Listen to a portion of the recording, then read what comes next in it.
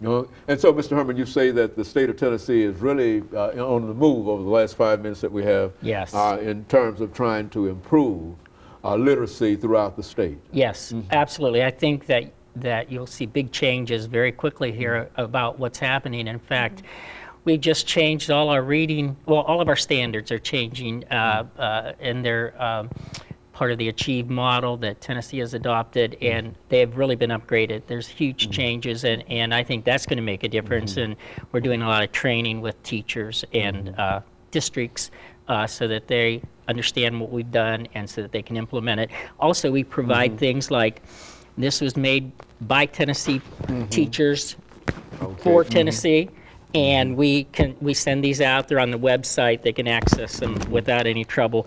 And we explain in there exactly how we're looking at it, and it doesn't mean they have to follow it exactly, but it gives them ideas, and that's what we're trying to do. Get as many ideas out there and let them take them and use them the way that they think it's good to use with their students, because every school is different, every district's different. I mean, we have to look at the differences in the districts, and we have to change according to what we find, and so that's good. That's a good thing. And you know, I think that over the last 3 minutes that we have here, let's say something about what I've noticed in terms of literacy in the state of Tennessee, and I'm not sure whether it's a program of the Department of Education or whatnot, that there are a large number of corporate sponsors dealing with literacy in Tennessee. And I mentioned specifically when you go into a Dollar General or whatever, some of these other establishments, there's always this little can that's there for you to contribute for literacy. Now, has the department anything to do with that, or is that something that is simply carried on by Dollar General itself? Dollar General mainly handles that, and they have their own person to do that, but we certainly always recommend schools and teachers to write a proposal for Dollar General, and they're very good at that. Also, I'm working with Cracker Barrel, and it's a rocking reader program, and they will donate books and 2 of their rocking chairs and a bookcase to the schools, and then this is where the volunteers come in. The volunteers come in and read one-on-one with the students, and it's very successful, and they've just launched that this year, and it's really moving along. So I do think corporate sponsors is very important, and we need to be out there looking. So you would encourage those corporate sponsors that might be looking on today, that instead of complaining about the lack of literacy in the state of Tennessee, that there's something that they can do in spite of the fact. Yes. Very good, and I think that now we've got about 2 minutes. Over the last minute, let's get some of your final thoughts, Mr.